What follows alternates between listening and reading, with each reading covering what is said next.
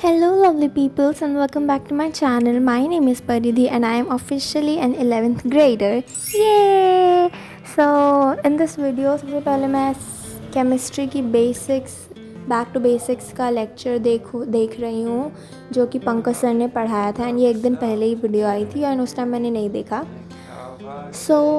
इस वीडियो को मैं देख रही हूँ बिकॉज़ हमारी जो ऑनलाइन क्लासेस है उनकी डेट एक्सटेंड हो गई है एंड अब हमारी ऑनलाइन क्लासेस 14 अप्रैल से स्टार्ट होगी।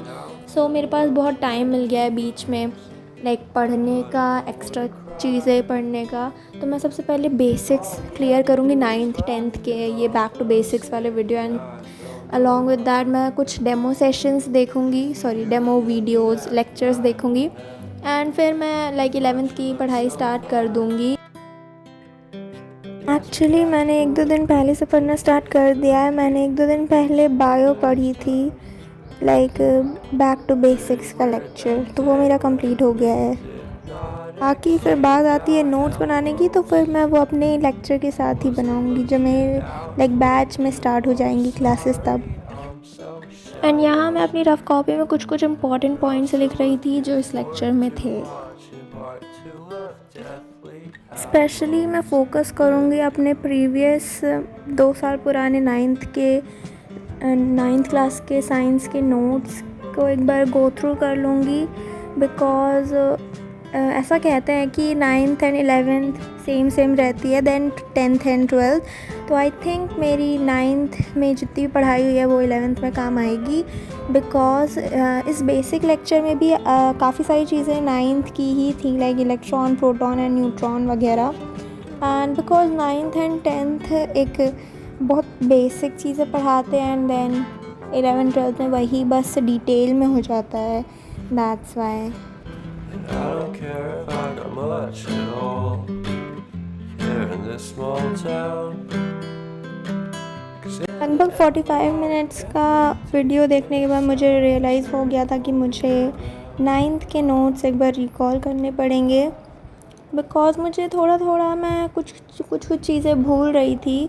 इसलिए फिर मैंने अपने पुराने ज़माने के रजिस्टर को निकाला एंड मैं उसको देख रही थी एंड मैंने बहुत प्यारी ड्राइंग्स बनाई है उस पर, डायग्राम्स मतलब।